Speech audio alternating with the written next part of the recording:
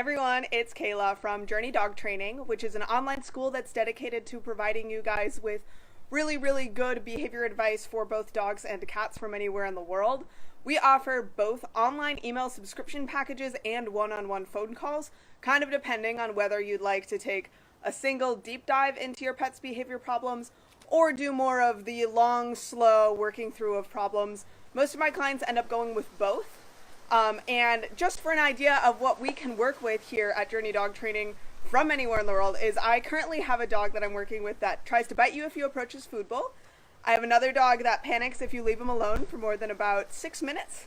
I have another dog that's extremely scared of thunderstorms and fireworks. I have a dog and a cat that don't like each other, and I have a kitty that is not using his litter box. So just to give you guys an idea of the sort of stuff that we can work on here remotely, that's what I'm currently working on. And then this here is Barley. Barley, you want to come here? Sit. High five. So there's Barley. And we're going to try something new here. So every time one of you guys goes ahead and shares this Facebook Live, Barley is going to get a piece of chicken on next week's Facebook Live in your honor. So if you guys want to give Barley a piece of chicken, go ahead and share this with your friends so they can also learn from what we're talking about. And today we're going to be talking about puppy nipping, dogs that take treats a little bit too roughly, and dogs that mouth our arms or our clothes or bite at our feet, whatever it is. And just, dogs that don't use their mouths in a way that we like. So if you have a friend who you think could benefit from this, go ahead and tag them. Last ask before we get going is I would love everyone to go ahead and comment in your dog's name and your dog's favorite treat. I'm going to go ahead and do the same. I've got a little computer off screen here so I can respond to comments relatively easily. Just so that you guys know that this is really interactive. And if anything comes up as we're talking, I want you guys to go ahead and write that in here because I will be checking that. And even if you guys aren't watching this live, you're catching us later, that's cool. Go ahead and leave those comments. I will get back to you guys, whether you're watching me on Facebook or on YouTube. All right, so I'm going to tilt you guys down a little bit. You're a little bit too high up right now to see Barley. And then I'm going to go ahead and get that comment stream going and welcome everyone who's already here.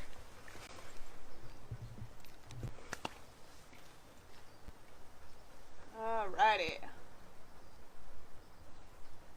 So, who all is here so far?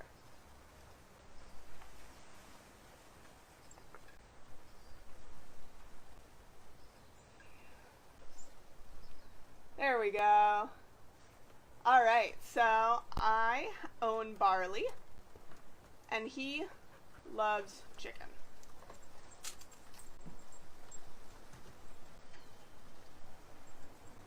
Alrighty, so if you guys want to go ahead and add in your dogs and their favorite treats right below there, that's a really great way for me to get to know you guys and your dogs. I'm going to go ahead and put my sunglasses on now that you guys have seen my face and you trust me.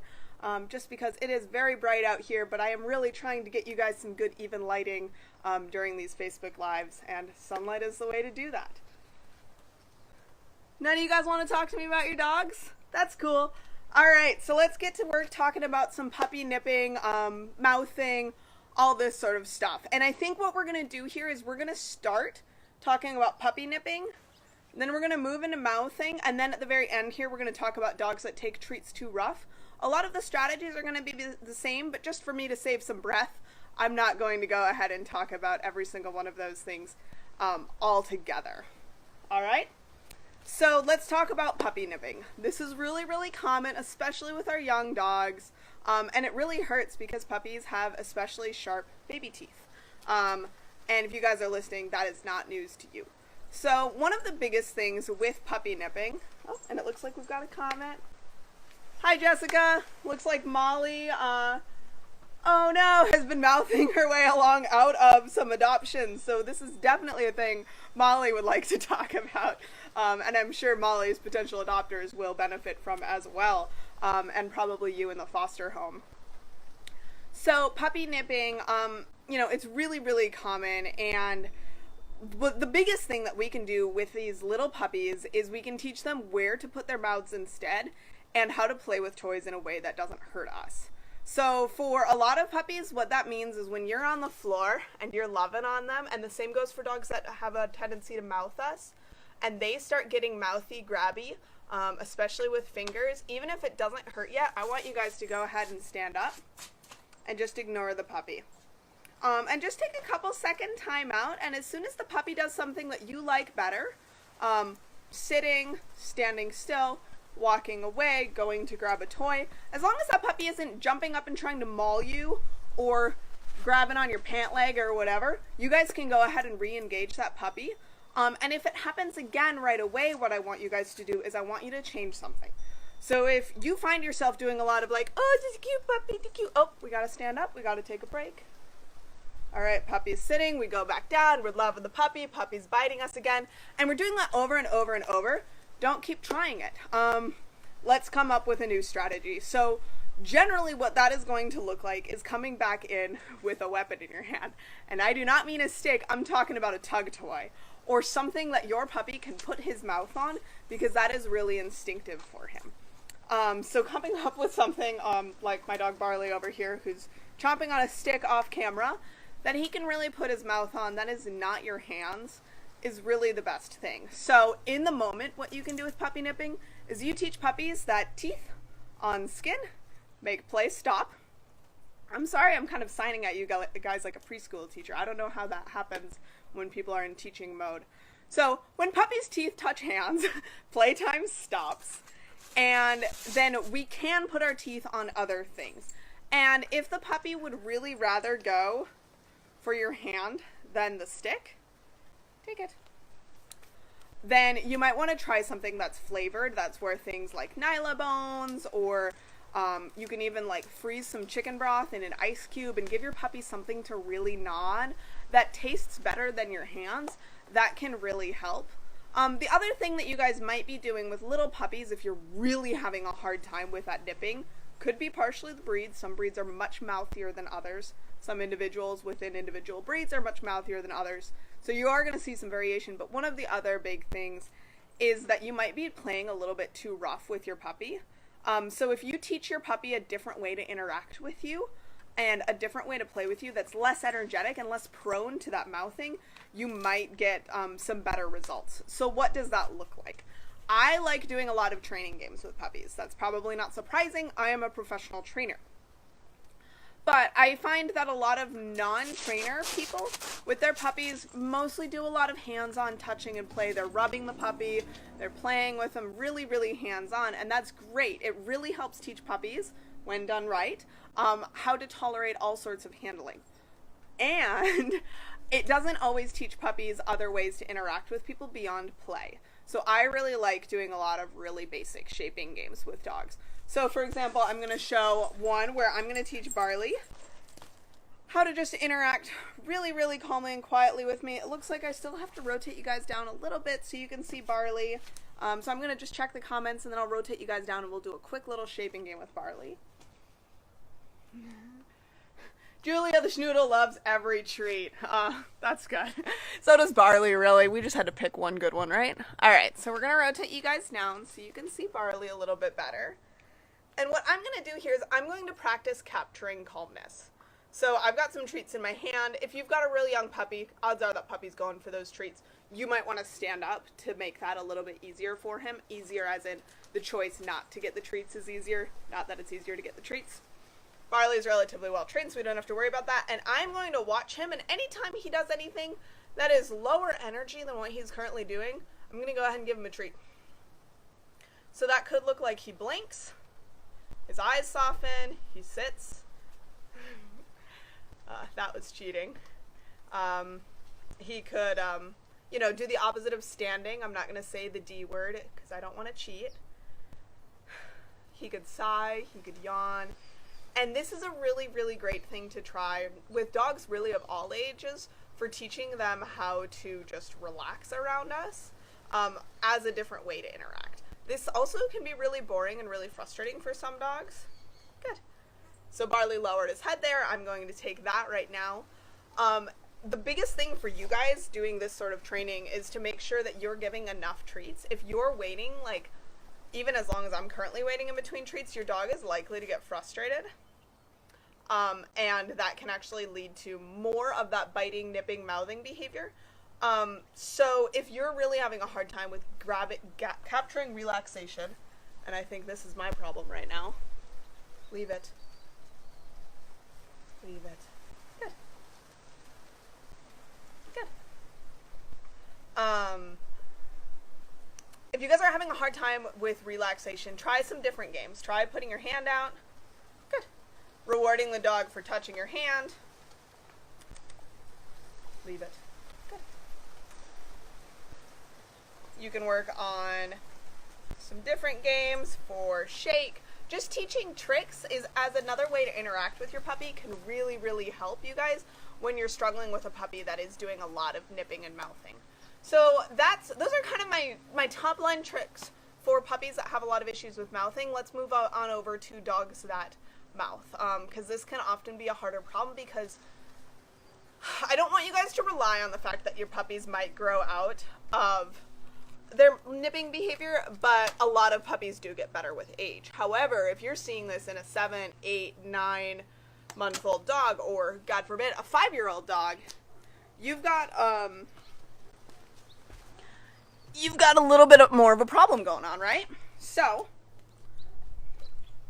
especially your dog's probably bigger, he's probably stronger, and this behavior is more rehearsed. So anytime your dog does a behavior such as mouthing you, something about that behavior is rewarding to him, which is why he keeps doing it.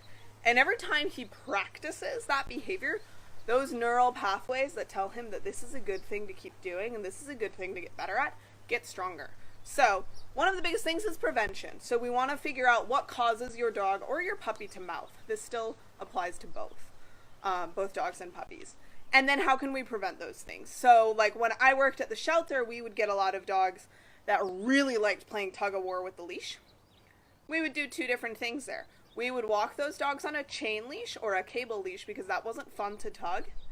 And then we would let the dog, or encourage the dog even, to carry a toy in his mouth instead, and we would encourage play with those toys instead. So that's a really great option. If you know that right before you feed him, your dog is really likely to try to jump up on you, or when you first come home from work, your dog really wants to jump up on you, you can get some sort of setup with some baby gates and X-pens and whatever to keep your dog separate from you, and then work on teaching your dog something else to do instead to get the same response from you. Odds are, if your dog is doing something like that in that sort of situation, he really enjoys the attention that he gets from it. So what can you do instead to give your dog that attention without, encouraging that mouthing? What I would recommend, for example, if your dog mouths you when you come home from work or when he's really bored, is I would set up some sort of X-pen or baby gate and have a bunch of treats on you, and whenever your dog does anything, such as backing up, sitting, lying down, blinking, yawning, anything, or really, honestly, if you've got a really bad problem, just literally anything except for mouthing you or trying to mouth you, you're rewarded. And what I would recommend doing is I would take these treats and I would toss them away from you. So what that'll do is, if Barley, come here, is on the opposite side of a baby gate from me, and I'm waiting to come inside, because if I come inside, he's going to jump all over me and he's going to mouth me. He just sat there, so I'm going to say, good. And then I'm going to toss it off so that he goes and creates distance, and then he can come back and try again, and we can keep practicing. And once he is offering a more calm behavior, you can step over that baby gate and come inside. This obviously is pretty cumbersome at first, but it gets better. And it gets better relatively quickly, especially if you combine this with a training method called SMART times 50. If you go to journeydogtraining.com/smart, SMART, X50, and I think there's dashes in between each of those. I'll give you guys a link below. That is a really good way to work on mouthing, because basically you can say anytime your dog is interacting with you without mouthing, or is not mouthing you in a situation where he normally might mouth you, you're going to go ahead and reward that, and you will see improvement relatively quickly. So that's kind of adult dog mouthing in a really top level overview. I know we have that foster dog here who could really use some help with that. Do you have any feedback on that? Have you already tried any of this? Is there anything here that doesn't feel good? for those of you who are experiencing this problem, does this sound way too easy, way too hard, not clear?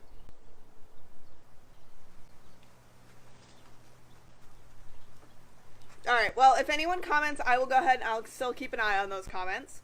Now let's talk about dogs that take treats roughly. I find that a lot of dogs take treats roughly for one of two or potentially both reasons. So the number one reason that I tend to get dogs that are really sharky with me is that that dog is really excited. The number two reason is that dog just has no idea how to control his mouth around people. And that's also pretty common, especially in older shelter dogs. So what I like doing is, actually for me, if Barley is really taking a chunk out of my hand, that's a good sign to me that our training is a little bit too high intensity and he's a little bit stressed about it. So I can try to figure out what I can do to make it a little bit easier, which might mean moving the training session inside, taking a break to play some tug of war, taking a break to do some relax on your mat, and kind of modulate his energy up and down and modulate the difficulty of the training session up and down to help keep him from biting me too hard, essentially. So that's great, but it takes quite a bit of practice. So the biggest tip I can give you guys for dogs that take treats too roughly is that a lot of you guys have a habit, potentially, of holding your treats like this and then giving them to the dog like this. Your fingers kind of have to go into the dog's mouth when you do that. And even if you do this, a lot of dogs are not savvy enough to avoid putting your whole hand in their mouth when they do that. So what I actually recommend doing is we're going to take a bunch of treats like this. We're going to close our hands around them, and then we're going to let the dog basically suction the treats out of there.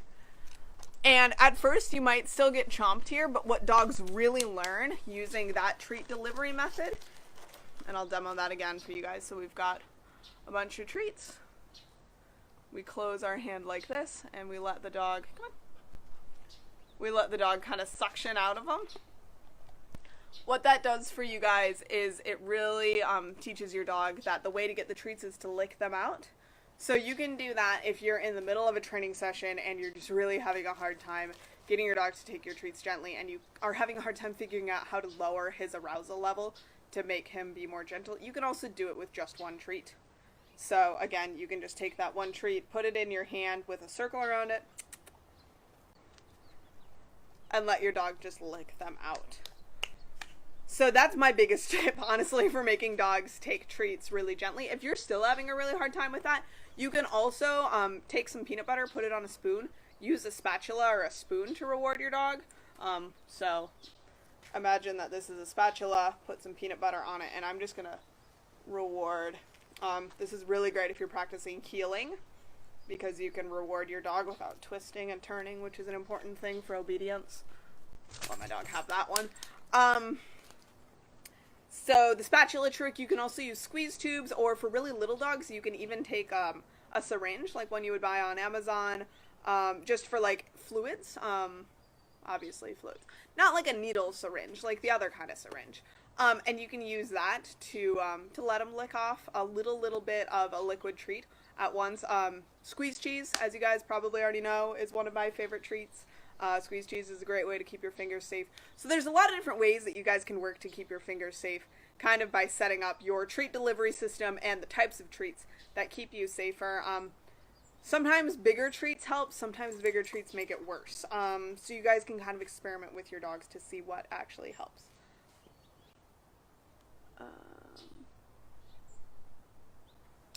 Alright, so Jessica, it sounds like she's actually mouthier now than she was a week earlier. My guess, knowing what I know about foster dogs, which is I'm not an expert, but we've fostered multiple dogs and I volunteered a little bit in some foster departments, is that her stress levels probably increased. And being in a foster home might be stressful for her somehow, and she's learned that mouthing is a way to get attention or stress relief or something. And that is the tough thing about mouthing sometimes, is that sometimes for dogs, mouthing and biting on things is a stress relief in and of itself. It's self-soothing or self-rewarding, kind of like barking sometimes. Like, you know, ignoring your dog when he barks doesn't help because your dog isn't barking at you. He's not trying to get your attention. He's barking because barking is fun. So in that case, ignoring it alone isn't going to help. I, in the shelter, did a lot of treat scatters, and you can try to do those preemptively. So don't try this if you've got a bunch of dogs in the home because you could easily start a fight. But if I've got a dog coming towards me that I think might bite me, before he can mouth me or bite me, I'm going to take those treats and I'm going to throw them on the ground. And if your dog is not broken, like my dog who would rather stare at a piece of steak than eat treats, he will probably go for those treats. And I want you guys to do that before he starts jumping, mouthing, grabbing at you, because you can do it as a way to get him off of you. And we absolutely did that at the shelter. I've done that before when I'm in a pickle. But you're kind of rewarding the dog for jumping on you and mouthing at you at that point. So if you can do it preemptively, that's better. And when your dog is actually mouthing you, or when your foster dog Molly is actually mouthing you, one of the best things that you can do is go ahead and get yourself out of the situation somehow so that she learns that mouthing you and essentially harassing you makes you leave the situation. Much like with those baby puppies, where as we're playing with them, if they're mouthing us a bunch, we're just going to stand up and turn away. And so sometimes with those really big dogs, just standing up and folding your arms in doesn't work. Or even for little dogs, they might just keep jumping on you, keep ripping at your pant legs, whatever. So that is where you might want to actually literally leave the room, close the door, just for a couple seconds. I'm not talking about a 10-minute, 20-minute, 45-minute, 4-hour timeout. I'm talking like 30 seconds or so. And then come back in. And again, just like with those little puppies, come back in with a slight variation on your plan so that you can make sure that, you're not just repeating the same thing over and over and hoping for something to change, because odds are it won't. So I think that's about all I have so far for you guys for puppy nipping, dogs that mouth, and dogs that take treats too roughly. Is there anything you guys want me to cover before I sign off? And again, if I miss you guys, go ahead and leave comments and I will get back to you guys later anyway. So I'm just going to take a second to watch you guys and see if there are any comments. Otherwise, I'm going to go ahead and sign off.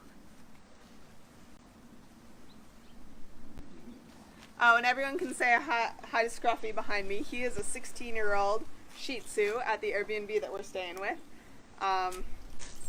So, alright, if there aren't any questions, I'm going to go ahead and let you guys go. And I, again, will be checking these comments, getting back to you guys. We've got a long list of things to cover for the next Training Tuesdays. And if you guys did go ahead and share this, or if you do between now and next Tuesday at 7 p.m. Eastern Time, I will be giving Barley a piece of chicken in your honor and giving you guys a shout out. So be sure to do that. Also, again, if you need any more personalized help for your dogs, go ahead, shoot me an email, Kayla, K-A-Y-L-A, at journeydogtraining.com. Or check out our courses. If you go to journeydogtraining.com and then hover over courses, you'll see the list of our offerings. That email support package is really one of the most popular ones right now, so you guys might want to check that out, because, hey, it's $20 for a month worth of picking my brain. What could go wrong? All right, guys, we will see you guys next week with more Training Tuesday. Bye.